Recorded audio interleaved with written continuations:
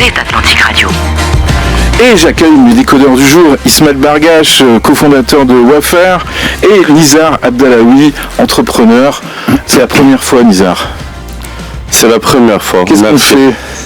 On va le cuisiner? Le cuisiner? Je pense, ouais. Qu'est-ce qu'on fait avec lui? Je sais pas. Bon, deux thématiques aujourd'hui. On va parler du retour de Uber. Nouvelles règles ou nouveaux désordres en vue.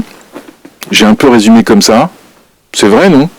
Ça commence déjà. Moi, de mon point de vue. Non, mais pas de votre point de vue, mais ça commence. L'annonce du retour d'Uber au Maroc relance un vieux débat qui agite à la fois les usagers, les taxis, les pouvoirs publics. Pourquoi maintenant? Surtout sous quelle forme? Ce comeback intervient alors même qu'une plainte pour pratique anticoncurrentielle vise les applications de VTC opérant dans le Royaume. Entre dumping tarifaire, absence de cadre légal clair, pression sur les taxis, gestion de données personnelles ou encore impact environnemental. J'ai tout mis. Est-ce que l'écosystème marocain est réellement prêt pour une ubérisation massive de la mobilité? Alors, déjà, est-ce que vous attendiez à ce retour de Uber annoncé comme ça, alors que, je crois que c'était il y a 6 ou 7 ans, Uber était parti, alors qu'il est bien présent, alors que cette boîte est bien présente dans plein de pays. Qui commence? Moi, ce que je peux vous en dire, c'est que je me souviens très bien du moment où Uber était parti. Oui, parce que est-ce qu'on peut rappeler ce qui s'est passé?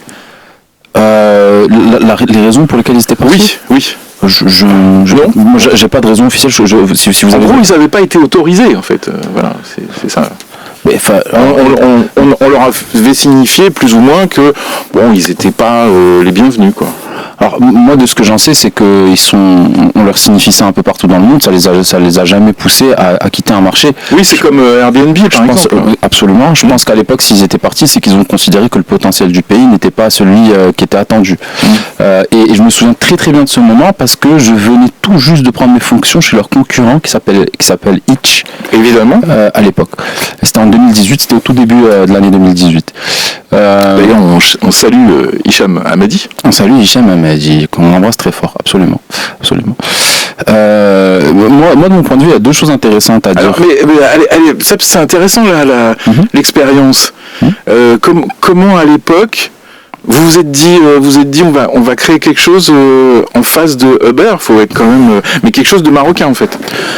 Quand vous regardez le marché, vous vous rendez compte que même aujourd'hui avec InDrive qui a pris une position extrêmement dominante sur le marché marocain, leur position est encore toute petite face au potentiel. InDrive aujourd'hui, c'est de ce que j'en ai entendu entre 1 200 000 et 1 400 000 trajets par semaine. Vous prenez les taxis de Casa, donc surtout le Maroc, juste les taxis de Casa font beaucoup plus que ça. Il y a 10 000 taxis qui font 50 courses par jour. Vous faites un calcul, vous vous rendez compte que par semaine, ça fait beaucoup plus. Donc en fait, malgré... Oui, mais c'est peut-être le potentiel du taxi et pas le potentiel du VTC. Alors, quand vous regardez partout dans le monde, en général, que ce soit à San Francisco, que ce soit à Bangalore, que ce soit chez des très riches ou chez des très pauvres, ce qui se passe en général, c'est que quand vous avez une prolifération de VTC, le marché du taxi ne baisse pas. C'est structurellement ce qui se passe dans des villes où la mobilité est un problème, c'est que le sujet du déplacement est sous-servi, le marché des taxis sous-sert le marché. C'est-à-dire qu'il n'y a pas assez de taxis face à la demande potentielle qu'une ville peut donner. Donc le débat qui consiste à dire qu'il y a une concurrence entre les taxis et les VTC est de mon point de vue un faux débat. Je serais ravi de rentrer dans le détail si la question était... Oui, tout à l'heure. Pourquoi, question... On va d'abord donner la parole à Nizar Abdallaoui sur ce sujet-là de retour d'Uber et pourquoi Uber était pas resté. Alors, visiblement, Smaïl a plus d'éléments ou d'informations que moi, étant lui-même opérateur sur ce segment. Là, j'ai une lecture un peu, un regard externe. Alors, j'entends le point, effectivement, peut-être qu'ils n'ont pas trouvé la demande suffisante à laquelle ils s'attendaient. ou bien que les problèmes qu'ils avaient n'étaient pas justifiés par le potentiel et la maturité du marché à ce moment-là. Parce qu'effectivement, je me souviens à cette époque-là à Paris, les grèves de taxi et les problèmes avec le ministère de l'Intérieur étaient largement supérieurs à ce que Uber affrontait à Casablanca. Pour autant, ils sont restés, ils se sont battus, ils se sont fait accompagner également d'un point de vue juridique jusqu'à trouver un compromis avec l'État et qui, je pense, était justifié étant donné la nature, la taille du marché, sa prédisposition à consommer du VTC. Ce n'était pas le cas peut-être au Maroc en 2016 ou en 2017, à un moment où ils ont quitté. Maintenant qu'ils reviennent, est-ce que c'est surprenant? Bon, alors, peut-être la question peut se poser surtout parce qu'ils étaient déjà présents. La réalité, c'est que Carim, qui est l'autre app de VTC qui est présente au Maroc depuis quelques années, fait partie du groupe Uber. Donc la société était déjà là. Aujourd'hui, la différence, c'est qu'elle revient avec une autre marque. Mais d'un point de vue opérationnel, pour moi, Uber était déjà présent au Maroc. Qu'elle revienne également avec une autre marque, ça prend tout son sens dans le contexte actuel où à la fois le tourisme dans sa globalité est en train de croître, donc on va recevoir des millions de visiteurs du monde entier qui viennent avec l'app Uber sur leur téléphone, et la première chose qu'ils vont faire en atterrissant à l'aéroport, c'est d'ouvrir l'app pour trouver le moyen de se rendre au centre-ville. C'est le comportement naturel de chaque touriste avant de se rendre compte est-ce que oui ou non cette app fonctionne, est-ce qu'il y a des alternatives locales ou est-ce qu'il y a des moyens de transport locaux pour se rendre au centre-ville. Et donc ça prend tout son sens dans le contexte global où le tourisme croît, mois sur mois, la Cannes, la Coupe du Monde, etc. Justement, j'entends bien ce que vous dites, mais une question qui concerne pas Uber, mais enfin, je l'intègre là-dedans, c'est pourquoi on a des problèmes de mobilité dans une ville comme Casablanca. Là, on vient d'annoncer dans les journaux de Zineb et de Karim qu'on allait avoir un bus à 50 dirhams pour l'aéroport. Bah, on est en 2025, quoi. Et on imagine que ce bus, il va être top, il va être à l'échelle internationale, justement, à cause grâce à la Coupe du Monde. On a des problèmes de déplacement dans Casablanca, comme on a des problèmes de déplacement dans toutes les grandes villes du monde, qu'elles soient riches ou qu'elles soient pauvres, parce que le déplacement à l'intérieur d'une ville est une problématique éminemment complexe, où justement la méthodologie pour répondre à cette problématique qui a été adoptée par les hyperscalers de cette industrie, donc les Uber, Bolt de ce monde, ont amené des solutions qui n'étaient pas des solutions qui étaient capex heavy, qui n'était pas on va installer un tramway, on va installer une ligne de bus, on va installer une infrastructure. Ils n'ont pas fait ça. Ce qu'ils ont amené, c'est une plateforme, et la plateforme a cette particularité de mobiliser énormément de personnes qui par individu ne sont pas eux tout seuls très importants, mais quand vous les mobilisez dans un nombre très très important, en fait vous créez une infrastructure qui est beaucoup plus puissante que ce que l'État peut faire. Donc pour répondre à votre question, si la mobilité c'est quelque chose qui n'est pas correctement pris en charge, je dis correctement parce qu'en fait les VTC, ces grandes marques vous démontrent que plus vous mettez de conducteurs dans une ville, plus vous convertissez d'habitants de cette ville à utiliser leur méthode de déplacement. En fait, si aujourd'hui vous prenez le marché du taxi à Casablanca, vous faites 10 000 taxis fois 50 courses par jour par taxi, fois à peu près 1,5 slot par taxi, parce que le taxi peut être conduit par 3 personnes différentes par jour, fois 7, vous vous retrouvez à... On sent qu'il a bossé. Hein. Il est très très fort. Mais surtout les sujets, c'est ça ce qui est formidable avec Smaïl. Non mais en plus, il y a vraiment une différence entre les taxis et les VTC, c'est-à-dire que le taxi, c'est même... ça se retrouve dans des sketchs de Gad Elmaleh, mais c'est que le taxi... vous avez raison. Le taxi, en fait, il continue ça. Il vous l'arrêtez pour aller, finalement, pour vous rapprocher de la destination du taxi. C'est-à-dire que sinon, grâce à cette appli et grâce à tout l'écosystème du VTC, vous pouvez choisir votre destination, la programmer, etc. Enfin, je vous donne une information de l'intérieur de l'industrie que moi j'ai connue. la seule chose qui intéresse une personne qui veut se déplacer, vous mettez 1000 critères. Est-ce que la voiture est propre? Est-ce que le conducteur conduit bien? Est-ce qu'il vous donne une bouteille d'eau? Est-ce qu'il ne fait pas d'accident? Vous en mettez 1000. Ils s'en foutent de tout. La seule chose qui les intéresse, qui nous intéresse en tant qu'usagers quand on veut se déplacer, c'est qu'au moment où vous vouliez vous déplacer, au moment où vous cliquez sur le bouton dans l'application, la seule chose qui intéresse les gens, c'est que la voiture arrive en moins de 3 minutes. Oui, c'est ça. C'est la seule chose. D'accord? Pour faire ça, quand vous êtes à Casablanca ou à Bangalore ou à San Francisco et qu'il est 19h, c'est impossible avec les taxis. Pourquoi? Parce que toute la ville est en train de se déplacer. Et la seule manière de le gérer correctement, c'est de mettre une technologie qui permet de faire rencontrer l'offre et la demande. Et de mettre le juste prix entre l'offre et la demande à ce moment précis. Et peut-être aussi, je pense que cette liquidité, elle est apportée également par un modèle de pricing qui est plus adapté à cet équilibre offre-demande que les taxis n'ont pas. On va en parler, on revient juste après les infos pour la suite des décodeurs. Le sujet est passionnant et surtout va intéresser beaucoup de nos auditeurs. Mais oui, parce qu'on se déplace tous dans les grandes villes et dans les petites villes.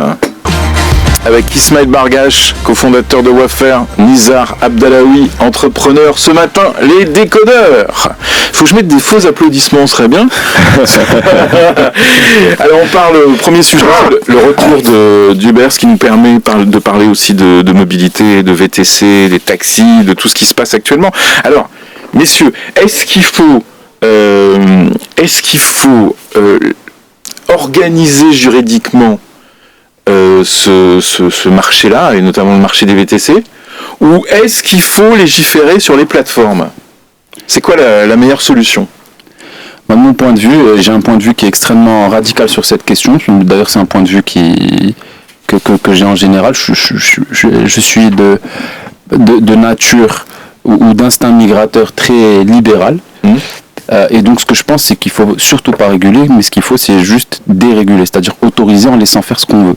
C'est une industrie qui est extrêmement structurée et qui résout le problème de manière le problème des déplacements à l'intérieur du pays de manière extrêmement performante et rigoureuse. De mon point de vue, le moins de réglementation, ça veut pas dire qu'il faut qu'il n'y en ait pas, mais ça veut dire qu'il faut qu'il y en ait vraiment très peu. Le moins de réglementation il y a, le meilleur service on donne aux citoyens, et le meilleur levier de développement on donne au pays, même quand il s'agit du sujet le plus critique, qui est celui du prix. Aujourd'hui, on est en train de voir un peu partout dans le monde, étant donné que le métier devient accessible à beaucoup de gens dans les villes, des prix qui sont drivés vers le bas, qui baissent au fur et à mesure du temps. Aujourd'hui, vous allez même dans des marchés qui sont très matures comme Paris, ça coûte beaucoup moins cher de prendre un Bolt ou un Uber que de prendre un taxi. Le service est bien meilleur.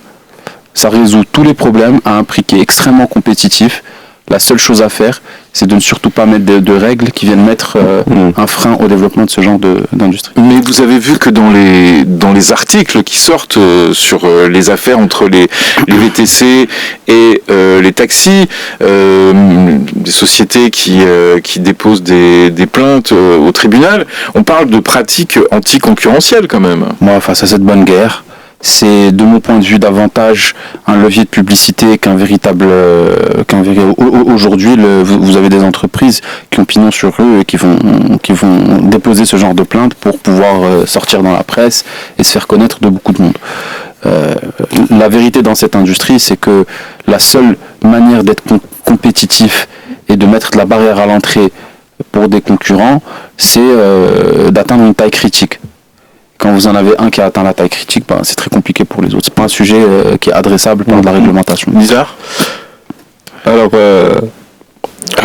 pour revenir sur le point de la réglementation, je suis d'accord qu'il ne faut pas trop réguler. Parce que il faut quand même se rappeler que si ces acteurs ont eu l'opportunité de démarrer et surtout ils ont eu l'opportunité de scaler, c'est qu'ils répondent à un vrai problème. Et donc à force de vouloir les empêcher, c'est une manière d'éviter de répondre à un problème qui est celui de la mobilité des citoyens. Donc à un moment donné, il faut leur donner suffisamment d'espace pour pouvoir grandir, parce que in fine, si le citoyen n'avait pas de problème, aujourd'hui, il ne consommerait pas ces applications et je pense qu'elles repartiraient par elles-mêmes, qu'on n'a même pas besoin de les empêcher. Je pense qu'il faut laisser le consommateur décider de ces options. Pour autant, on a vu qu'il y a eu beaucoup de débordements dans plusieurs pays et donc il faut contrôler un minimum. Déjà, il faudrait mettre en place un cadre équitable de concurrence entre ces acteurs-là et les taxis, notamment d'un point de vue fiscalité qui revient souvent quand certains payent leurs taxes, sont assujettis à des impôts, d'autres qui ne le sont pas. Donc on a une concurrence qui est déloyale, donc il faudrait avoir un cadre qui régule, qui rééquilibre. Je comprends pas pourquoi ça n'existe pas en fait, puisqu'il s'agit de commerce, donc il devrait y avoir des règles. Mais la vérité, c'est que nous avons raison. Aujourd'hui, il y en a un qui paye des impôts et l'autre qui paye pas d'impôts. Oui. Mais ça revient. Encore une fois, quand il y a des. Oui, allez-y, puis après je. Pardon, c'était quoi la suite ou c'est Non, ce que je voulais dire, c'est que on parle beaucoup des VTC, on parle des pratiques concurrentielles, on parle de dumping tarifaire également, on parle de la situation des chauffeurs, mais on oublie de parler de la situation des taxis aussi, parce que dans ce monde de taxis, il y a beaucoup d'intermédiaires, on paye pas beaucoup dans un taxi, mais ce qui revient aux chauffeurs, c'est quand même pas non plus, c'est pas énorme, quoi. Donc la plupart du temps. Donc c'est déjà un système qui est pas régulé, quoi. C'est déjà un système qui est très opaque, avec de l'informel, etc., etc. Donc justement, je pense que en élargissant le choix, y compris pour le chauffeur de taxi, si demain il ne trouve pas son compte ou qu'il se rend compte qu'il gagne moins que ce qu'il aurait pu gagner en faisant un métier équivalent avec une plateforme de VTC, je pense qu'il va naturellement switcher ou bien il va imposer à ceux qui lui mettent à disposition l'agrément de baisser les tarifs pour rééquilibrer cette offre et la demande. Quand vous étiez chez Hitch, vous avez, il y a des taxis qui sont venus travailler. Alors à l'époque où j'étais chez Hitch, on ne travaillait exclusivement qu'avec les taxis et je peux vous dire que le problème, je pense le connaître de manière assez rigoureuse. Alors justement, c'est intéressant ça. Alors, il y a des plateformes qui utilisent des taxis aussi, mais enfin, bon, dans la tête d'un taxi, il devient VTC. Donc, ce qu'il faut savoir, c'est que le VTC est la meilleure opportunité pour un chauffeur de taxi. Chauffeur. Pourquoi je souligne le mot chauffeur ? Parce qu'en fait, dans la chaîne de valeur du taxi, vous avez deux acteurs. Vous avez le chauffeur, qui dans 99% des cas est une personne extrêmement précaire, qui est détestée par la population parce que quand vous avez une personne qui a arrêté 10 taxis, que c'est le 11e qui arrive à le prendre, en fait le 11e il se prend la détestation des 10 premiers. C'est vrai. Vous avez une personne qui paye 300 dirhams par jour pour la location du taxi avec son agrément, qui essaie de faire une voiture pas terrible généralement. Une voiture pas terrible, et qui fait de son mieux pour essayer de faire 400 ou 450 dirhams de chiffre d'affaires pour pouvoir payer les 300 dirhams de coûts qu'il a dans la journée. C'est pour ça qu'en fait on le voit conduire comme un fou. Mais en fait, à qui il paye ces 300 dirhams ? Il les paye à un grossiste qu'on appelle dans le jargon bouchkara, qui lui a loué parfois 10, 20, 30, 100, 200, 300 agréments, qui a donc 300 voitures qui louent chacune à 300 dirhams par jour. Je vous laisse faire le calcul. Et c'est en fait ces personnes-là qui lobbyent très très fort pour que les VTC ne viennent pas. Donc le VTC, aujourd'hui, ce n'est pas un ennemi du chauffeur de taxi, qui est une personne très précaire. Et juste à titre d'exemple, vous prenez un chauffeur de taxi qui est malade pendant 3 jours, qui a attrapé une grippe, qui est malade pendant 3 jours, qui ne se présente pas le matin pour venir prendre le taxi pour lequel il devra payer 300 dirhams le soir chez le propriétaire, au bout de 3 jours, l'a remplacé. Son seul salut, c'est d'accepter de payer les 300 dirhams pendant les 3 jours où il est malade. Aïe. Ça c'est véridique. C'est véridique. Versus, de l'autre côté, vous avez une application, vous allez louer une voiture, vous décidez de travailler entre 8h du matin et midi, et de vous arrêter entre midi et 14h pour déjeuner, et ensuite de travailler de 18h à 23h. Il n'y a personne pour vous dire non. Vous gagnez mieux votre vie que quand vous travaillez avec le taxi. Vous êtes dans des conditions où la voiture est propre, où vous n'avez pas besoin de conduire comme un fou pour espérer faire votre chiffre d'affaires de la journée. C'est à tous les étages de la fusée gagnant pour le citoyen, gagnant pour le chauffeur, gagnant pour l'entreprise, gagnant pour l'État, gagnant parce que il y a des impôts, c'est gagnant partout. Le seul qui est perdant, c'est le grossiste qui lui a des dizaines d'agréments qui sont loués. Est-ce que c'est pas compliqué pour l'État de réguler tout ça, et justement parce que il faudrait peut-être aller du côté des taxis pour changer la donne, pour arriver à mettre en place une organisation plus simple, moins opaque? Moi, je conçois qu'il y ait des difficultés politiques. Du point de vue purement pratique, c'est extrêmement simple. Après qu'il y ait des difficultés politiques, ça, je le conçois parfaitement. Là, il y a beaucoup de touristes qui vont arriver. Il y en a de plus en plus d'ailleurs qui arrivent. Il y a de plus en plus de mobilité entre les régions, entre les villes. Donc, effectivement, il faut avancer là-dessus. Vous voyez, on a un aérobus là maintenant, à 50 dirhams, qui part d'une gare, qui va jusqu'à l'aéroport. C'est super. Et on est en train de s'extasier pour ça, quoi. C'est fou, hein. Ouais. C'est dingue. Bon, alors, est-ce que tout à l'heure on disait que les plateformes finalement elles n'étaient pas forcément autorisées, donc elles sont pas interdites. Ça veut dire que d'autres opérateurs peuvent venir. Ça veut dire qu'on peut, si on veut créer une nouvelle société, une nouvelle plateforme, on peut le faire au Maroc. Moi, ce qui me paraît être important à souligner sur la question précise que vous posez, il y a un point qui, moi, me paraît fondamental. C'est que quand vous êtes un hyperscaler, que vous êtes InDrive, que vous êtes Yango, que vous êtes Uber, que vous êtes Bolt, vous avez les moyens de payer le fait d'être dans cette zone grise. C'est ça qui fait que vous n'avez pas d'acteurs marocains qui décollent. C'est la principale raison. Là, il faut expliquer la zone grise. La zone grise. Pour nos auditeurs, ils se disent la zone grise, c'est quoi? The dark side of the moon? Le côté obscur de la force. Ce que je veux dire, c'est que quand vous êtes Uber ou Bolt ou ce que vous voulez, le besoin que vous avez quand vous arrivez dans un pays, c'est de convaincre, dans une ville comme Casa, il faut convaincre assez rapidement à peu près 5000 chauffeurs, très rapidement, d'être à disposition de vos clients pendant toute la journée. Ça coûte très cher parce qu'au début, vous n'amenez pas assez de clients pour que ce soit rentable pour ces 5000 chauffeurs de venir sur votre plateforme.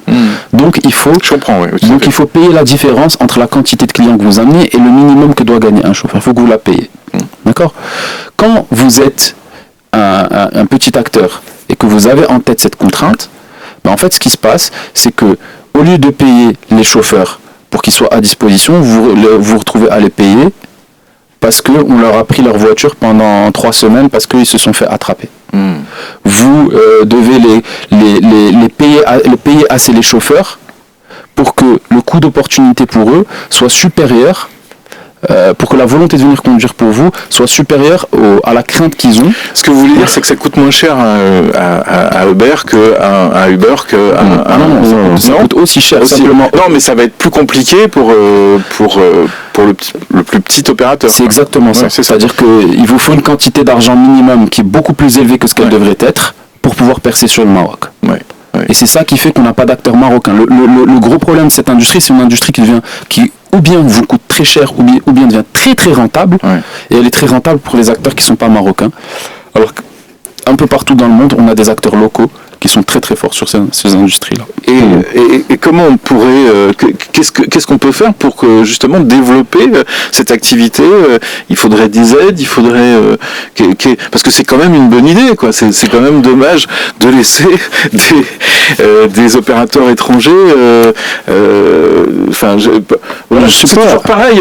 On a toujours besoin on disait ça il y a pas longtemps avec Hicham Hamadi. Il faut un capitaine d'industrie pour fabriquer des voitures. Il faut un capitaine. Il faut quoi? Il faut je sais pas si c'est vraiment faisable. À ma connaissance, il n'y a pas beaucoup de pays dans le monde où on a un acteur local qui arrive à vivre et surtout à être rentable. Ismaël a beaucoup. Aux États-Unis, c'est pas le même marché. Les États-Unis, c'est plus grand que. Tu as un Yassir en Algérie qui est monopole. Non, il y a InDrive, il y a Yango. Ok. Il y a eu Hitch. Ok. Mais bon, donc les Algériens sont capables de le faire, quoi. Les Algériens l'ont fait. Ok. À ma connaissance, sur la grande majorité des pays africains, ce sont des startups étrangères, et ma compréhension, c'est que c'est une industrie où, au-delà du ticket d'entrée, qui nécessite d'avoir un très gros scale pour pouvoir être rentable et amortir à la fois les coûts marketing, les frais technologiques, etc. C'est pas pour rien qu'un acteur que les acteurs s'internationalisent très très vite. Yango est une boîte à 4 milliards de dollars, Uber est une boîte à quelques dizaines de milliards, InDrive pareil avec plusieurs milliards de dollars. Donc je pense que c'est une industrie où c'est plus une industrie d'oligopole, et dans tous les marchés c'est un sujet aussi qui est évoqué. Est-ce que déjà on a 5 acteurs? Dans la plupart des marchés il n'y a pas 5 acteurs qui survivent. Ce sont des plays où il y a 1 ou 2 acteurs qui vont avoir ou 2 à 3 acteurs qui vont avoir une position largement dominante. Oui, vous voulez rajouter quelque chose? Ce que dit Nizar, je ne suis pas en désaccord avec ce que dit Nizar. Simplement, ce que je veux dire, c'est que l'exemple que je suis en train de donner avec le VTC, quand on a 2 à 3 acteurs, en général, il y en a un qui est local. On peut prendre quelques exemples, c'est pas mais surtout c'est que dans cette industrie-là, elle est révélatrice d'autres industries. C'est à peu près la même chose pour le food delivery. C'est exactement ce que j'allais poser comme question. Voilà. Donc du coup on se retrouve avec les mêmes les mêmes problèmes, les mêmes difficultés, la même adaptation. Et c'est en particulier la vérité pour la fintech. Parce que pour la fintech, vous avez systématiquement une barrière régulatoire qui est très élevée et qui augmente la quantité d'argent qui est nécessaire pour un acteur pour pouvoir atteindre une taille critique. Alors je sais que je suis subjectif quand il s'agit de fintech, je le concède sans aucun problème, mais de mon point de vue, avec toute la subjectivité qu'il comporte, c'est non seulement une industrie où le problème qu'on est en train de décrire est encore plus aigu que l'exemple du ride-hailing, et en plus stratégique, parce que qui dit fintech dit... Plus stratégique, oui, mais pourquoi plus aigu? Plus aigu parce qu'il y a la barrière régulatoire. Ah oui, tout à fait. Parce qu'il y a la barrière régulatoire. Oui, là, la fintech, c'est un peu n'importe quoi, donc du coup, voilà. Ok. Et ça, c'est pareil, comment on peut sortir de ces problèmes-là? Non, parce que on dit toujours. Non, mais on dit toujours, et puis on va en parler tout à l'heure avec les startups, mais c'est vrai, on cite toujours les fintech comme un endroit, un domaine où on peut se développer, quoi. Mais là maintenant, je suis même plus sûr, quoi. Nizar, il faut toujours garder espoir. Pourquoi on est plus sûr? Le jour où on est plus sûr, on arrête de vivre. C'est le côté obscur de la France. Vous savez, j'ai eu une discussion récemment avec un ami, je lui dis la vérité, en tant qu'entrepreneur, parfois on doit se réjouir du fait que ce soit difficile et du fait qu'il y ait des problèmes, parce que c'est exactement comme ça qu'on crée des opportunités. On croirait un post sur LinkedIn. Là, c'est pas un post LinkedIn, c'est un mindset. Je pense que c'est vraiment un mindset. Là, tu vas parce que dans d'autres géographies où par exemple les contraintes réglementaires sont différentes, il y a d'autres problématiques. Soit on va être sur de l'hyper-concurrence, soit on va être sur une perte de confiance qui est totale. Parce qu'il ne faut pas oublier que la réglementation elle permet aussi d'apporter un cadre. Quand on sait que quelqu'un est régulé à une licence, on sait qu'il y a un certain nombre de prérequis qui ont été validés, et donc il y a une certaine confiance qui est établie avec la plateforme, là, surtout dans des marchés un peu émergents. Des 2 extrêmes, on est quand même au Maroc sur l'autre. Qui fâche? On est sur le problème où, de mon point de vue, ce que tu dis est juste. Mais y compris la fintech. Si on sait que la fintech, que le client il va déposer son argent chez toi et que tu es régulé, que tu as été supervisé, que tu as validé un certain nombre de prérequis, il va le faire avec beaucoup plus d'aisance que dans un autre marché où on ne sait pas qui tu es. Et donc ça va te coûter très cher de créer cette relation de confiance. Donc je pense qu'il y a d'autres problèmes qui peuvent être. C'est un prérequis de toute façon. Voilà. On se retrouve juste après les informations. Et débat très intéressant ce matin dans les décodeurs avec Ismaël Bargache, cofondateur de Wafer, et Nizar Abdallaoui, entrepreneur, dont c'est la première fois. C'est la première fois, hein? Ça se passe bien? Très très bien. Ok. Bon, de toute façon, Vous êtes poli, bien éduqué, donc vous n'auriez pas dit le contraire. Pas à la radio en tout cas. Je vous ai googlisé, donc c'est pour ça que je sais tout ça. Alors, start-up marocaine, deuxième sujet, un écosystème qui bouge, mais qui cherche encore son accélération. Le Maroc veut devenir un hub régional. Bon, de la tech, et les startups locales ne manquent ni d'idées ni d'ambition, mais entre financement, réglementation, concurrence internationale et capacité d'industrialisation, l'écosystème reste encore en phase de décollage. Alors, où en est réellement la scène des startups marocaines? J'avoue que, bon, on a des chiffres qui datent, on va dire, du printemps, hein, sur le nombre de startups, est-ce que vous qui êtes vraiment vous êtes des entrepreneurs, on peut dire que vous avez créé des startups, il y en a même qui ont revendu des startups derrière, je ne citerai personne, est-ce que vous sentez que, on va dire, l'écosystème, que ce secteur, que ces différents secteurs d'ailleurs, sont en développement, et est-ce que ça bouge? À qui veut répondre? Nizar. Non mais vraiment, hein, alors, parce que généralement, je peux poser la question à des journalistes, à des profs d'éco, etc., ils ont tous leur avis là-dessus, mais là j'ai vraiment deux start-upers autour de la table, donc c'est intéressant. Alors, et je suppose que vous allez être honnête. On est toujours honnête. Voilà. On est toujours honnête. Et c'est pas un post LinkedIn, mais la réalité. Ça il n'a pas aimé. Ça il n'a pas aimé. Mais c'est pas ça peut être un post LinkedIn, mais je dis pas pour faire le post LinkedIn. La vérité c'est que je pense réellement que on est à un stade aujourd'hui en 2025. On est dans un écosystème qui est peut-être plus loin que ce qu'on pouvait rêver ou espérer plutôt en 2019 quand on avait démarré. En 2019, il y avait littéralement presque zéro. On peut prendre n'importe quel indicateur et encore 212, leur premier ticket c'était en 2020, donc je prends volontairement l'année 2009 qui était l'année où j'avais monté ma première start-up. Il n'y avait rien, il n'y avait pas d'acteurs VC à proprement dit. Il y avait quelques investisseurs dans des boîtes, mais il n'y avait pas d'initiative nationale grande ampleur. Il n'y avait rien au Technopark. Il y avait le MNF. Le MNF qui était seul. Et un écosystème ne se fait pas par un seul acteur. Il faut qu'il y ait des acteurs qui vont venir faire du pré-seed, d'autres qui vont faire le seed. Et quand on n'a pas tout l'écosystème, quand on n'a pas toute la chaîne de valeur, il faut qu'il y ait des universités qui vont venir former des talents. Il faut qu'on ait un État qui va mettre en place un certain nombre d'initiatives, les corporates. Ce que vous dites, c'est qu'en 2019, il n'y avait rien. Il n'y avait pas d'écosystème. Il y avait quelques initiatives. Et là, en 2025, on a quand même grandi assez rapidement.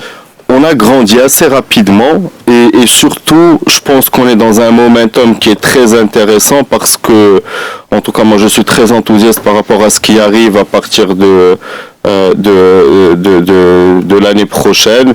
Je pense qu'on est vraiment dans un point d'inflexion de cet écosystème-là et donc oui, il y a eu des choses. Est-ce qu'on est au niveau aujourd'hui, si on prend un screenshot de l'année 2025, est-ce qu'on est au niveau, est-ce qu'on est de là où on devrait être, Maroc en tant que pays, clairement pas.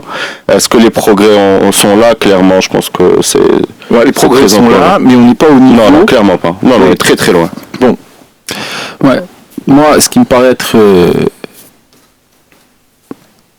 important à souligner, c'est que, en fait, on a une stratégie qui a été très finement pensée, et que, de mon point de vue, le problème qui demeure, c'est que cette stratégie met beaucoup trop de temps à être exécutée. De mon point de vue, il y a un gros sujet qui est ce premier bucket, qui est le time to market, en particulier quand on s'est mis d'accord pour mettre en place les véhicules qui ont été mis en place par Nizar, puisque dans une précédente vie, il a eu une autre casquette que la casquette entrepreneur. La clé de voûte de cette stratégie, c'est tout l'argent qui est mis en place par le fonds Mohamed VI pour justement financer de la start-up et qui met beaucoup de temps à arriver sur le marché. Je trouve que c'est vraiment dommage parce que il y a probablement un delta de 2 ans. 2 ans, c'est beaucoup de temps dans l'échelle de vie d'un écosystème. Ça, c'est la première chose. Le deuxième grand sujet qu'on a au Maroc, c'est qu'on a une lubie, on a une folie, on a une pensée qui n'existe qu'ici, qui est celle qui consiste à dire qu'on a un gros problème dans cet écosystème, c'est le deal flow, c'est-à-dire la quantité de startups investissables, et que la bonne manière de résoudre ce problème, c'est de faire de l'accompagnement. L'accompagnement, c'est-à-dire on fait des événements, on ramène des petits fours, on dépense beaucoup d'argent, on fait des événements, etc. On rassemble les startups, et une fois qu'on a rassemblé les startups, on leur ramène des gens qui leur racontent leur histoire, et qu'à la fin, ça fait du deal. Ça, c'est le paternalisme, hein, c'est partout. Hein. Au Maroc, alors, c'est peut-être partout, la quantité... Non, c'est partout, dans tous les secteurs au Maroc. La quantité d'argent, la quantité d'argent qui est mise... Si vous prenez la totalité de l'argent qui est investi dans la start-up et que vous regardez dans cette quantité d'argent combien sont mis pour faire de l'accompagnement, c'est énorme.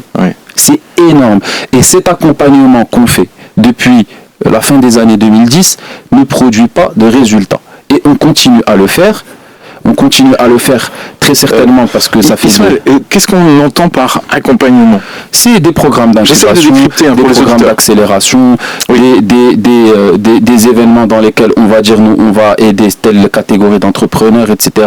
Ça ne produit rien. Et d'ailleurs en général, ceux qui produisent un petit peu, c'est ceux c'est les programmes dans lesquels à la fin vous avez un ticket, c'est-à-dire un investissement. Ceux-là arrivent à faire venir les meilleurs. Sinon c'est de la communication à 80%. Exactement.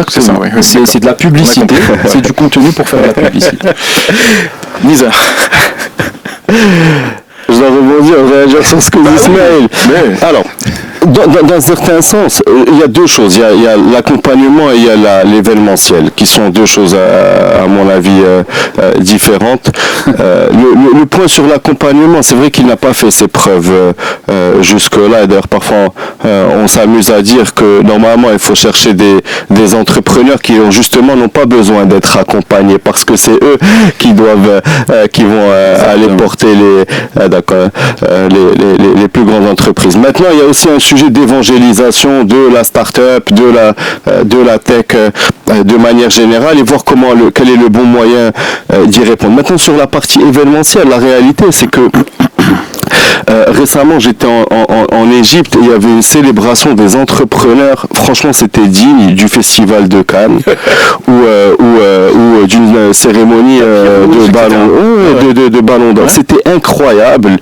Et ceux qui montaient sur scène, c'était des entrepreneurs. Et j'ai trouvé ça formidable de célébrer l'entrepreneuriat de cette manière. Parce que dans la vie, il y a des gens qui ont pris des risques, il y a des gens qui ont contribué à l'économie, il y a des gens là, et ces gens-là, il faut savoir leur rendre hommage. Et ces gens-là aussi, il faut savoir faire rêver. Ça n'existe pas ici ? Trop peu. Très peu.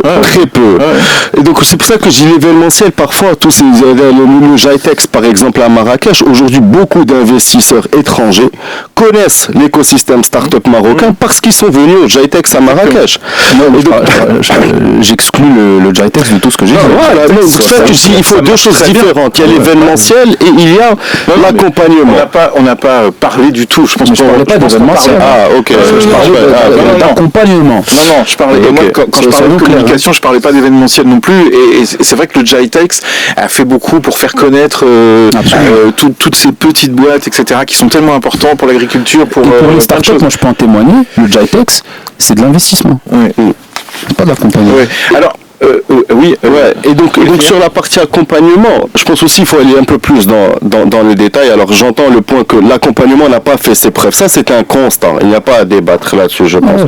Maintenant, est-ce que c'est à cause de l'accompagnement, le principe? Est-ce que c'est à cause du fait qu'on n'avait pas suffisamment d'experts qui étaient en mesure d'accompagner, parce que c'est un écosystème qui est nouveau? Qui sont les gens qui ont déjà fait de la start-up pour venir dire à ces jeunes entrepreneurs comment est-ce qu'il faut faire? Quand on ramène quelqu'un qui a fait du corporate toute sa vie, il peut pas comprendre c'est quoi les problématiques de l'entrepreneur de la start-up. Quand quelqu'un qui n'a pas fait de la tech, qui n'a pas scalé une boîte par le passé, il peut pas venir expliquer aux gens comment est-ce qu'il faut faire. Donc on peut se poser la question sur est-ce que c'est pas le sujet. En même temps, on peut pas aller chercher tout le temps à l'étranger.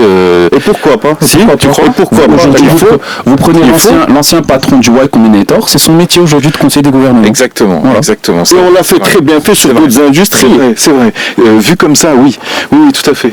Oui, c'est une bonne idée. Alors, moi j'ai l'impression qu'on voit toujours un peu les stars start-upers j'ai levé tant, Y Combinator, etc., etc. Et puis derrière, c'est un peu l'arbre qui cache la forêt, quoi. C'est-à-dire que et là on revient peut-être aussi à un peu de communication, c'est-à-dire qu'il faudrait peut-être les mettre plus en avant, ces entrepreneurs qui prennent des risques et puis qui sont souvent très innovants dans leurs propositions. C'est le point de Nizar. Oui, c'est le point de Nizar, vous avez raison. Mais là, pour revenir, je pense qu'il n'y a pas de forêt, Zama, comme ça, il y a quelques arbres. C'est pas l'arbre qui cache la forêt. Il n'y a pas de forêt. Encore une fois, je pense qu'on est très loin. L'avenir. Comment ? Il y a un petit point. Oui, des arbustes. Des arbustes. Il y a des arbustes. Mais il y a des arbres quand même. Non, il commence, bien sûr, il commence à en avoir quelques-uns. Et c'est pour ça que je dis, ce qui est le plus enthousiaste, c'est ce qui va venir. Parce que ça démarre toujours avec quelques startups qui démontrent que c'est possible. Et c'est de ça qu'on a besoin, et c'est ça qu'un certain nombre d'entrepreneurs sont en train de démontrer, que c'est possible de faire de la tech, que c'est possible de faire de la startup au Maroc, ou bien du Maroc vers d'autres géographies. Sur quoi on est fort ? Peut-être juste un complément, si vous me permettez. En général, quand vous parlez aux responsables, que vous leur mettez ce sujet de l'accompagnement, la réponse qu'ils vous donnent en général, c'est oui, mais j'ai un problème politique si je fais pas d'accompagnement. Et c'est un argument qui est entendable. On ne peut pas dire juste à l'opinion publique, on donne de l'argent aux meilleurs des meilleurs, et c'est cet argent-là qui sera correctement investi pour faire des très grosses histoires qui vont créer de l'envie pour faire de l'entrepreneuriat, etc. Tout ça, je l'entends. Mon point, pour être précis, c'est que la quantité d'argent qu'on utilise pour faire cet accompagnement qui fait de la publicité aux personnes qui prennent ces décisions-là est trop important. Peut-être pour chaque dollar qui est investi dans l'accompagnement, qui est investi dans les startups, on pourrait mettre une fraction qui est beaucoup plus petite que ce qu'elle est aujourd'hui. C'est vraiment juste une question d'allocation des ressources. Trop d'argent en accompagnement, pas assez en investissement. Dans quel domaine on est fort ? Je parle des startups. Exportation automobile, phosphate. Je pense qu'on n'est pas fort aujourd'hui. On n'est pas encore fort, Zama. Il n'y a pas. Dans quel domaine on sera fort ? Je pense dans quel domaine on sera fort. Et là, personnellement, j'ai une conviction assez forte sur l'intelligence artificielle et ce qu'elle ouvre en termes de perspective et de use case, parce que ça permet de rebattre un certain nombre de cartes et ça permet de passer à une autre échelle tout en n'ayant pas absorbé un certain retard qui a été accumulé.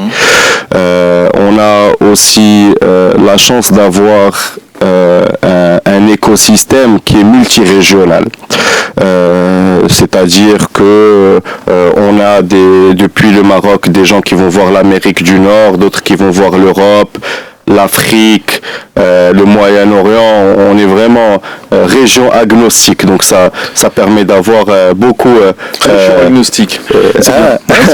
On permet d'avoir beaucoup de perspectives. Et puis surtout, on a un pays qui culturellement est ouvert. Donc je pense que ça fait à la fois par sa diaspora, à la fois par sa culture, à la fois par tous les touristes qu'on reçoit. Donc je pense que ça crée un certain nombre d'opportunités pour pouvoir exporter un certain nombre de choses depuis le Maroc. Est-ce qu'on aurait pu au Maroc localiser, je ne parle pas forcément de Silicon Valley, mais d'avoir une région ou une ville qui est spécialisée dans le développement, dans la pousse de start-up ou dans la tech. Je sais que c'est pas évident à faire. Je me souviens de la France, Emmanuel Macron, quand il est arrivé au pouvoir, qui voulait transformer une partie de la Bretagne ou de la Normandie, je crois, en Silicon Valley. Est-ce que ça aurait été un pari intéressant pour le Maroc, ça ? Je pense qu'il y a Ben Guerir qui essaie de se positionner un peu là-dessus, avec plusieurs initiatives portées par l'UM6P. C'est surtout l'UM6P en fait. Ouais, oui. Moi, de mon point de vue, la question. l'UM6P, je pense, c'est égal Ben Guerir. Non, mais c'est-à-dire que quand tu dis l'UM6P, on se dit waouh, et quand tu dis Ben Guerir, ouais. Moi, ce que je pense, c'est que je veux dire, la Silicon Valley, ça fait un peu rêver, quoi. Tu vois, c'est un peu c'est la Californie, tout ça. Moi, ce que je pense, c'est que le sujet n'est pas géographique. Oui. Le sujet n'est pas géographique. Même si vous prenez l'exemple de la Silicon Valley, c'est vrai que l'investissement se fait dans la Silicon Valley. Ensuite, vous prenez l'IP qui se crée, le développement. Enfin, il est extrêmement décentralisé. La nature de ces boîtes-là fait que les gens qui y travaillent sont un peu partout. Et par conséquent, c'est très compliqué d'avoir un ancrage géographique qui est fort, en particulier quand vous êtes à l'extérieur de la Silicon Valley. Oui, mais en même temps, c'est vrai que cette idée que le Maroc pourrait devenir quelque chose, un pays où on se développe, déjà c'est pas mal. Ça fait rêver, quoi. Oui, mais c'est un autre sujet. Ouais, c'est un autre sujet que nous aborderons une autre fois, parce que c'est un sujet sans fin, ça, et c'est un sujet très intéressant. Il est 9h22, je regarde mon réalisateur qui est là, voilà, et c'est l'heure des débats express. Vous écoutez les décodeurs d'Atlantic Matin. Les débats express. Les débats express pour terminer cette émission comme tous les jours, avec l'actualité chaude. Il y a une heure, Boualem Sansal déclarait sur une radio française, sur RTL pour la nommer, l'Algérie c'est une dictature. À propos de la condamnation du journaliste Christophe Glaise. Alors, Christophe Glaise, c'est un journaliste de SoFoot, que les amateurs de foot connaissent bien, qui s'est rendu en Algérie en mai 2024 pour enquêter notamment sur le club jeunesse sportif de Kabylie et sur la mort du footballeur camerounais Albert El Bossé. Et il a été arrêté le 28 mai 2024 à Tizi Ouzou pour avoir voyagé avec un visa touristique d'abord, et puis ensuite pour condamné à 7 ans de prison pour apologie du terrorisme. Voilà. Alors, je voulais que vous réagissiez peut-être sur Christophe Glaise, parce qu'on sait pas, on connaît pas vraiment l'affaire, mais sur la déclaration de Boualem Sansal qui a été, on va dire, relâché il y a 15 jours, 3 semaines, et qui fait un tour des médias aussi bien en Allemagne qu'en France, et qui joue de la sulfateuse en direction de l'Algérie, quoi, en disant qu'il veut y retourner en plus. Moi, de mon point de vue, Boualem Sansal, c'est un Algérien et c'est une personne qui est pleine de dignité, qui a le courage de dire des choses qui sont... Alors, on va pas dire du mal aujourd'hui du président algérien, Ismaël. On ne citera pas son prénom. Voilà, exactement. C'est promis, je vais me contenir. Boualem Sansal, c'est une personne qui est pleine de dignité. Il a subi ce qu'il a subi parce qu'il a dit une vérité qui est que l'ouest de l'Algérie aujourd'hui c'est un territoire marocain historiquement, et il a été emprisonné pour cette raison. Aujourd'hui il est en train de dire une autre vérité qui est que l'Algérie aujourd'hui est, vous l'appelez comme vous voulez, dictature, junte militaire, mais la seule chose qui est évidente, c'est ce qu'il a dit au micro d'RTL il y a une heure. La seule chose qui est évidente, et il l'avait pas dit avant. Ouais. La seule chose qui est évidente, c'est qu'il a raison. Et puis, on m'enfonce une porte ouverte quand on dit ce qu'il a dit. Je veux dire, c'est quelque chose qui est, de mon point de vue, d'une évidence absolue. Ok. Nizar, un petit commentaire là-dessus ? Là, tout à fait aligné. C'est pas le premier pays auquel on pense quand on pense à la démocratie. Bon, alors on va passer à une autre info. J'ai envie d'être là demain.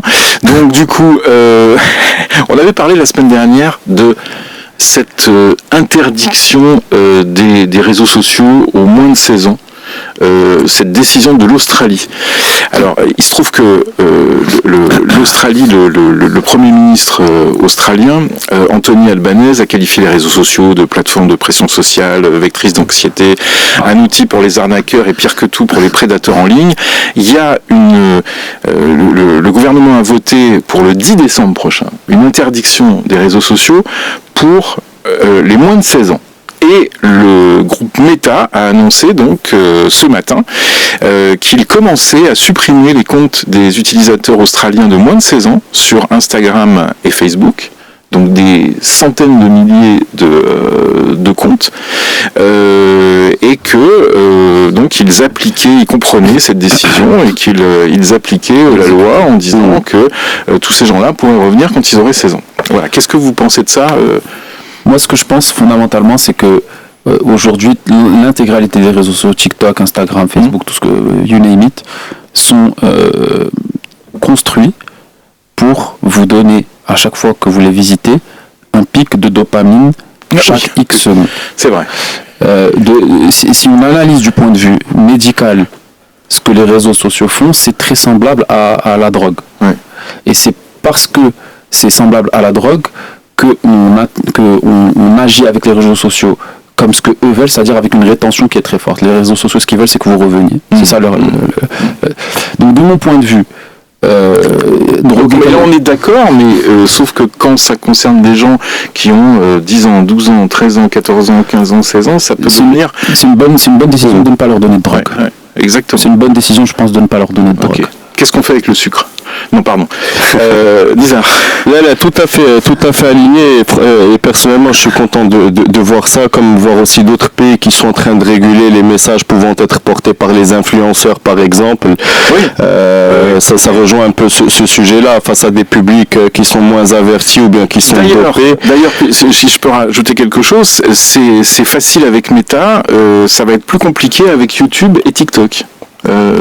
Pour des raisons de contrôle de l'âge en fait. Voilà. YouTube plus difficile, TikTok c'est aussi bon vouloir des Chinois. Exactement. Oui. C'est fini ?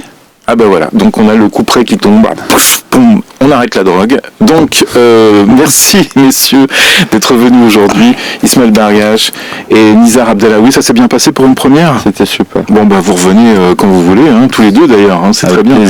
9h28, dans quelques minutes, les infos avec Karim Droné. Atlantique Matin, 7h-10h.